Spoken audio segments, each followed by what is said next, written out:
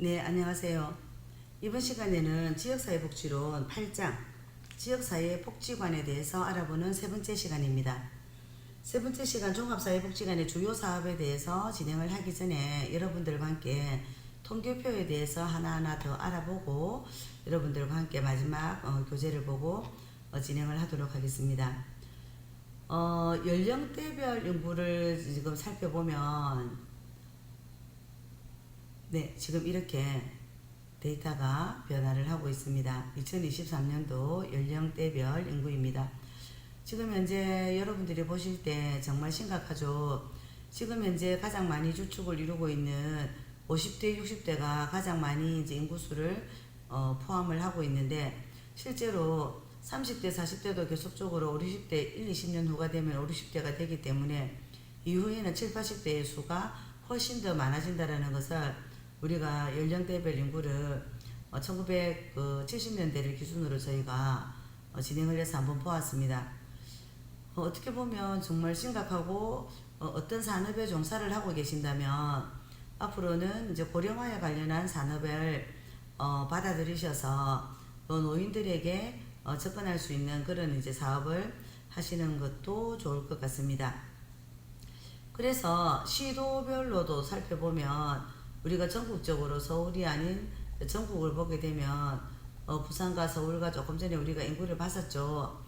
그런데 제가 또 여러분들께 보여드릴 거는 연령대별 1인 가구에 대해서 한번 보도록 하겠습니다. 2023년 연령대별로 1인 가구가 이렇게 많습니다. 그렇다면 앞으로 산업은 1인 가구는 더 많아질 거라고 저는 생각을 하기 때문에, 그러면 2023년이 아닌 이후로 한번 볼까요? 20년 전만 해도 1인 가구가 어떤 인원으로 있었는지 제가 잠시만 보겠습니다. 2023년이니까 2000년도를 한번 보도록 하겠습니다. 선택을 적용을 하니까 2000년대에도 연령대별 1인 가구가 그렇게 작지는 않았어요. 오히려 20대 이하가 연령대별로 1인 가구가 많았었네요. 그런데 여기서 만약 2050년대에 저희가 적용을 하게 되면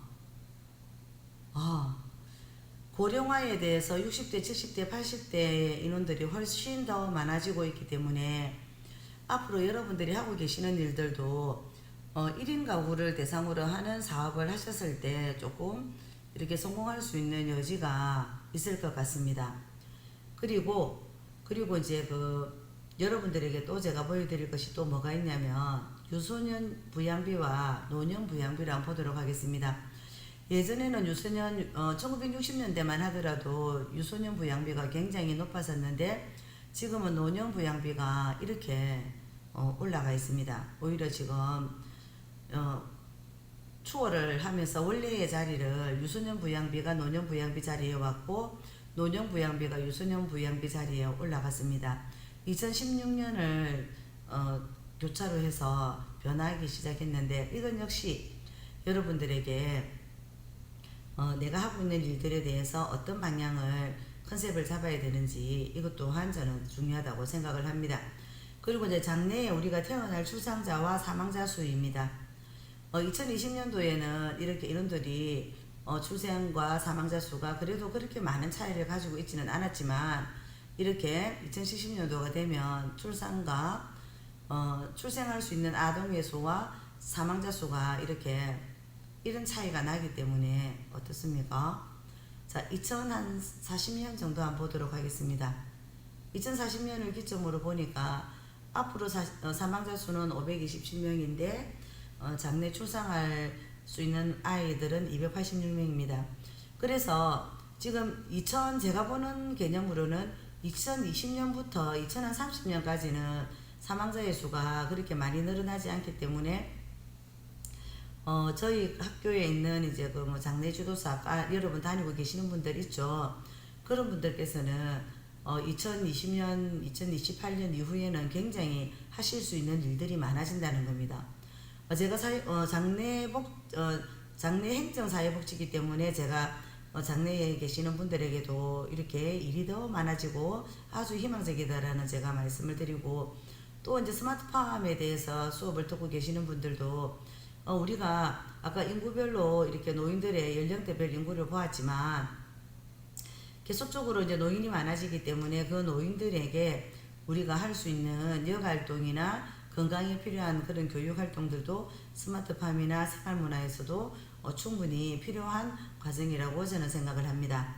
그래서 여러분들 제 강의를 들으시면서 여러분들의 노후에 대해서 조금 더 깊이 있게 한번 고민해보는 이런 시간들을 인구로 보는 대한민국 이 통계표를 한번 많이 활용해 보시는 것도 굉장히 좋을 것 같습니다. 자, 그러면 잠시 내려놓고 다시 한번 파워포인트로 가보도록 하겠습니다. 책은 208페이지입니다. 네, 종합사회복지관의 주요 사업입니다. 복지관은 사회복지 서비스 욕구를 가지고 있는 모든 지역의 주민을 대상으로 보호 서비스, 재가복지 서비스, 자립능력 배양을 위한 교육, 훈련 등 그들이 필요로 하는 복지 서비스를 제공을 하고 가족의 기능을 강화하는 및 주민 상호간 연대감 조성을 통한 각종 지역사회 문제를 예방을 하고 치료하는 종합적인 복지 서비스 전달기구로서 지역 주민의 복지 정진을 위한 중심적인 역할을 수행하는 것으로 목표를 하고 있습니다. 이를 달성하기 위해서 다양한 활동을 추진을 하고 있는데 첫 번째는 사례 관리 기능입니다. 현재에 파편화되고 있는 분절화된 지역사회 복지 서비스의 제한점을 극복하고 보다 통합적인 서비스 전달 체계로 나아가기 위해서 지역사회 내 민관을 아우르는 서비스 네트워크를 구축하여서 다양한 지역 주민의 복지 욕구를 연결시켜서 맞춤형 서비스를 제공을 합니다. 이를 수행하기 위한 세부 사업을 하나씩 알아보도록 하겠습니다. 첫 번째 사례 발굴입니다. 지역 내 보호가 필요한 대상자 및 위기 개입 대상자를 발굴하여서 개입 계획을 수립을 합니다. 사례 개입. 지역 내 보호가 필요한 대상자 및 위기 개입 대상자의 문제와 욕구에 대한 맞춤형 서비스가 제공이 될 수 있도록 사례 개입 활동을 합니다. 서비스 연계입니다. 사례 개입에 필요한 지역 내 공공 및 민간의 가용 자원과 서비스에 대한 정보를 제공을 하고 연계를 하며 필요한 경우에 의뢰를 합니다. 서비스 제공 기능입니다. 대상자에게 직접적인 전문 서비스를 제공하는 것으로서 세부 내용을 하나씩 살펴보도록 하겠습니다. 가족 기능에 대한 강화입니다. 가족관계 정진 사업이나 가족 기능에 대한 보완 사업이나 가정 문제 해결이나 그리고 부양가족 지원 사업이나 그리고 다문화 가정 그리고 북한 이탈 주민 등 지역 내 이용자 특성을 반영을 한 사업입니다. 지역사회 보호사업으로는 급식 서비스나 보건의료 서비스나 경제적인 지원이나 일상생활 지원이나 정서 서비스, 일시보호 서비스, 재가복지 봉사 서비스 등이 있습니다. 교육 문화입니다. 아동이나 청소년 사회교육, 그리고 성인에 대한 기능교실, 노인의 여가, 문화복지 사업이 있습니다. 그리고 자활 지원 등 기타입니다. 직업 기능에 대해서 훈련을 시키고 취업을 알선하고 직업 능력을 개발하고 그 밖에 특화 사업 등이 있습니다.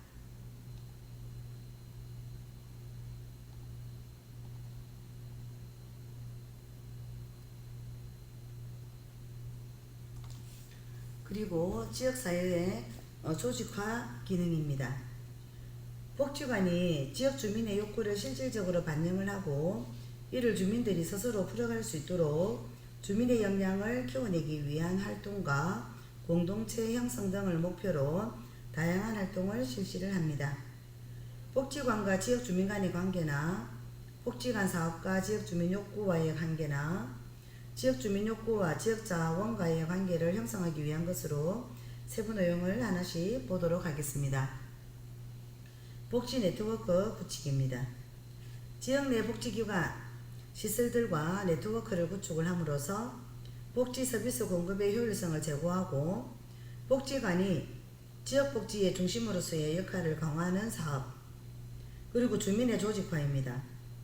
주민이 지역사회 문제에 스스로 참여하고 공동체 의식을 가지도록 주민 조직의 육성을 지원을 하고, 이러한 주민 협력 강화에 필요한 주민 의식을 높이기 위한 교육을 실시하는 사업으로서 주민복지 정진 사업과 주민 조직화 사업, 주민 교육 등이 있습니다.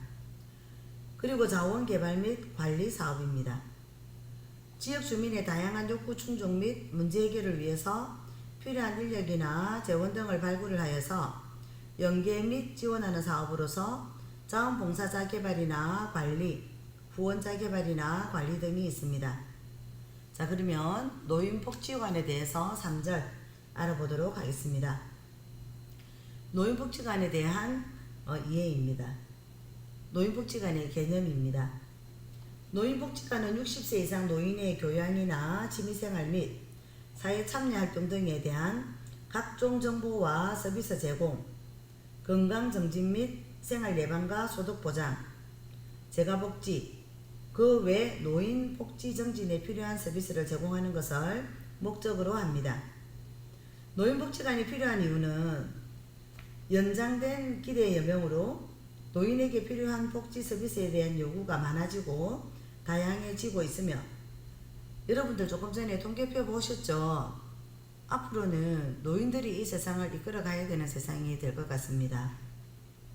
가족 구조가 소규모로 변화하고 있어서 가족 구성원에 대한 보호나 부양 기능이 약화가 되는 등 인식이 변화하고 있는 것에서 찾을 수가 있습니다. 이러한 변화된 환경에 반영을 하여 노인복지관을 설치하기 위한 근거는 노인복지법과 노인복지법 시행규칙에 명시가 되어 있습니다. 노인복지관의 변청 과정입니다. 1981년 노인복지법의 제정으로 노인복지회관에 대한 법적 근거는 마련이 되었습니다. 1989년 노인복지법 개정에서 노인여가시설의 개념을 도입을 하였으나 노인복지회관은 별도로 분류가 되어 있었고, 1997년 노인복지법 개정에서 노인복지회관이 노인여가복지시설에 포함이 되었습니다.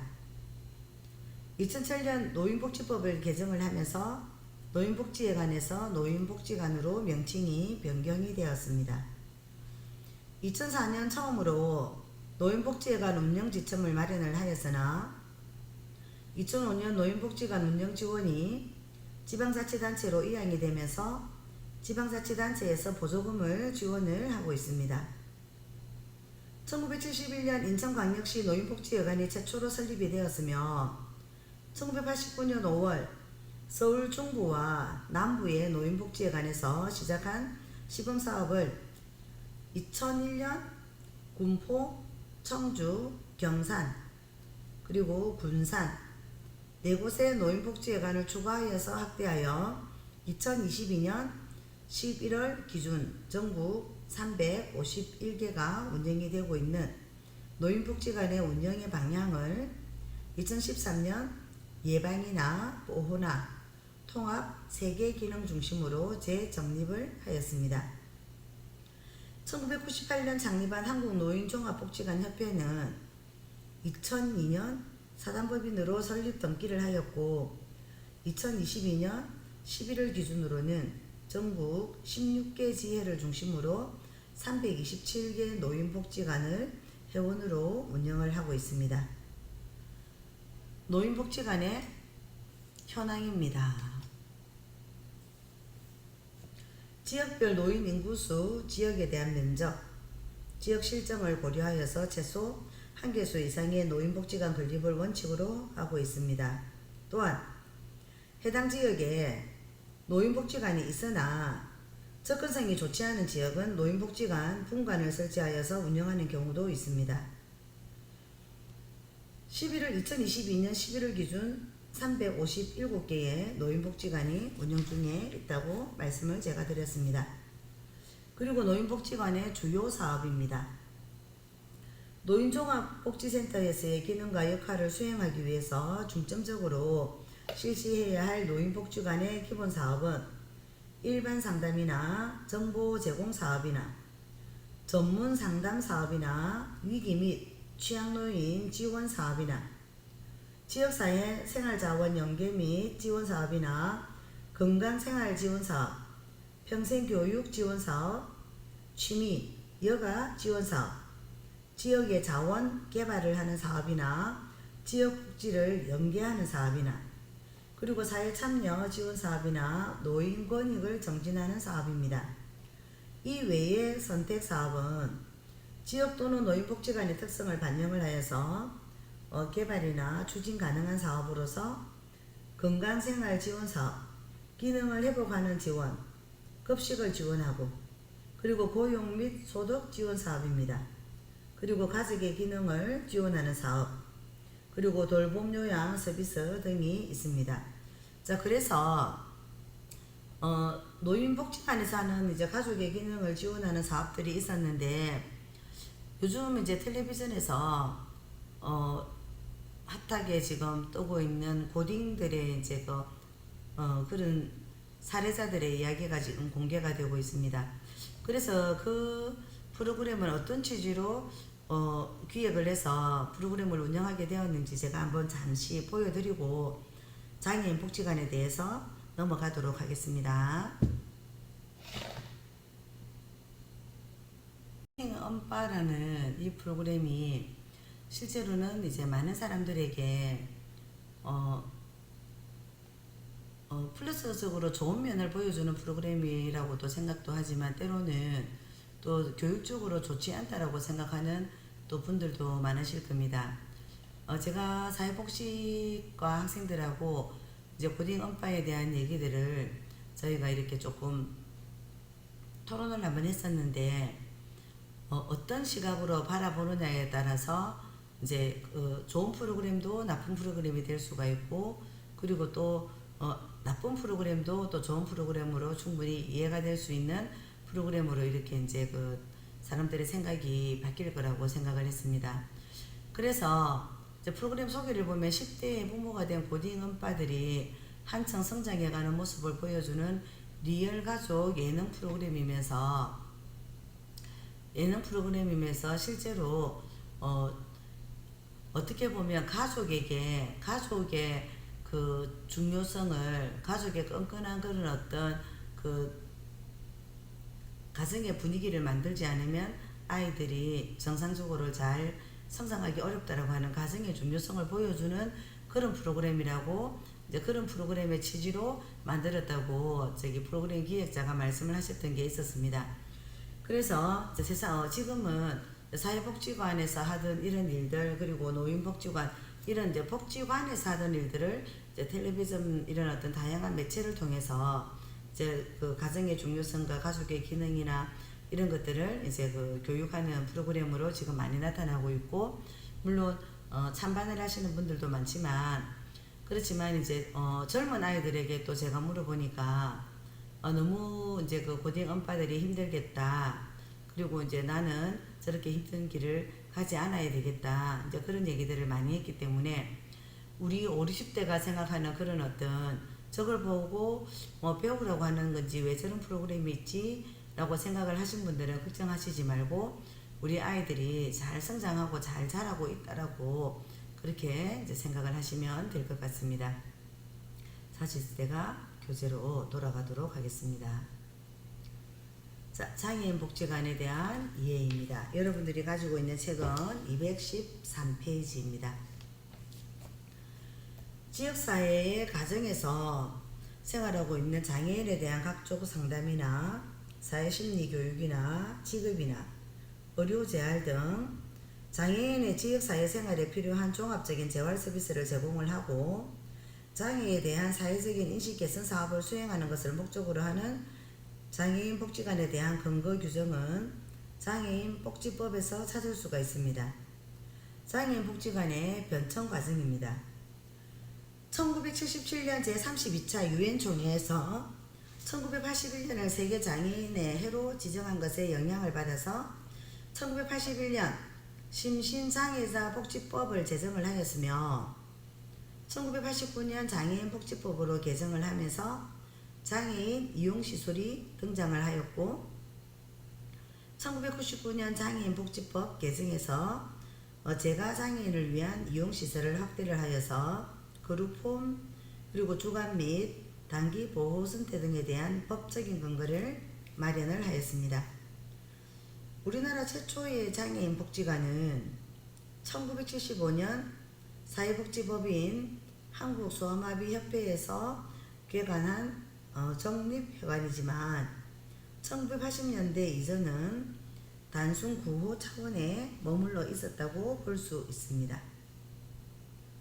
1982년 한국시각장애인 복지관이 공식 허가를 받아서 운영을 시작을 하였고 1982년 서울시에서 장애인의 보호와 직업훈련 등 복지사업을 본격적으로 추진을 하면서 장애인 종합복지관을 개관을 한 것을 출발점을 하여서 1997년 이후 지방자치단체가 설립한 장애인 복지관 수가 크게 증가를 하여서 2021년 12월 기준 261개의 장애인 복지관이 운영이 되고 있습니다.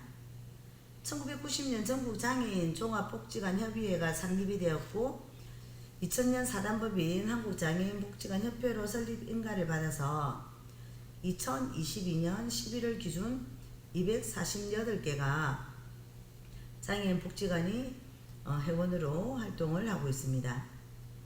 장애인 복지관의 현황입니다. 잠시 현황을 다시 보여드리도록 하겠습니다. 자, 장애인 복지관의 현황으로는 역시나 인구수에 비례를 해서 서울이 51개소, 그리고 두 번째가 경기가 38개소입니다. 그리고 이제 경북이 22개소, 지금 경남이 21개소. 조금 전에 여러분들이 인구 통계표를 보신 것처럼 부산은 점점 인구가 줄어들고 있기 때문에 아마도 부산이 2022년 11월 기준으로 장애인 복지관이 순서가 조금 4위, 5위로 지금 밀려 있는 것 같습니다. 오히려 전남이 18개입니다. 그리고 부산과 전북이 부산이 17개, 전북이 13개, 충남, 세종도 17개네요. 그래서 이제 어떻게 보면 우리가 지금 노후를 위하여 노후에 어떻게 하면 더 행복하고 윤택하고 이제 그런 삶을 살 수 있을까를 고민을 하셔서 여러분들께서 부산과학기술대학교 스마트에 관련한 복지, 그리고 문화에 관련한 복지, 그리고 풍수에 관련한 복지, 그리고 또 장래에 관련한 복지 등등을 듣고 계시는데 여러분들께서 그런 등등에 관련한 데이터들을 통계를 이용하는 것은 굉장히 앞으로 많은 도움이 되겠죠. 여러분들이 그렇게 생각을 하시나요? 저도 이런 통계에 관해서는 여러분들께 자주 보여드리도록 하겠습니다. 장애인 복지관의 주요 사업으로는 장애의 유형과 정도 등을 고려를 하여서 상담이나 사례관리, 그리고 기능 강화 지원이나 장애인 가족 지원이나 역량 강화 및 권익에 대한 옹호, 직업에 대한 지원, 지역사회 네트워크, 평생교육 지원, 발달 재활 서비스 등 다양한 사업을 추진을 하고 있습니다. 네. 자, 그리고 여러분들이 가지고 있는 책 215페이지입니다. 아동복지관에 대한 이해입니다. 아동복지관의 개념은 아동의 건강한 발달과 성장에 도움을 주고 나아가서 건전한 여가활동을 활성화하여서 건강한 자아를 개발하는 데 도움을 주는 것을 목적으로 하는 아동복지관에 대한 근거 규정을 아동복지법에서 찾을 수가 있습니다. 이와 비교하여서 지역아동센터는 저소득층 아동들을 대상으로 방과 후에 보육이나 급식이나 상담 등을 제공하는 시설이라는 점에서 차별적인 특성을 갖고 있다는 것을 알고 계시면 좋을 것 같습니다. 아동복지관의 변천 과정은 아동복지의 시초는 시설보호 중심에서 이루어졌으나 19세기 후반 아동을 보호하는 것이 시설보다 가정이 적절하다는 주장이 설득력을 얻게 되면서 위탁가정 운동으로 변화가 되어서 1853년 뉴욕 아동구호협회에서 위탁 가정 서비스를 실시를 하였습니다. 그리고 1912년 아동국을 설치를 했으며 우리나라에서는 2000년 이후 아동안전이라는 목표가 공식화되었으며 아동복지 서비스와 전달 체계가 입법화되고 체계화되고 있습니다. 아동복지관의 주요 사업으로는 강당이나 오락실, 그리고 도서실, 놀이터, 상담실, 집단 지도실 등의 시설을 갖추고 50m 주위에 청소년 유해업소가 없는 곳에 설치하도록 하고 있는 아동복지관은 아동을 보호하고 교육의 기능이 있고 그리고 정서적으로 지원을 하고 문화서비스 등으로 지역사회 내 아동 돌봄에 대한 사전 예방적인 기능과 사후 연계활동을 포함하여서 다양한 아동복지 서비스를 제공을 하고 있습니다.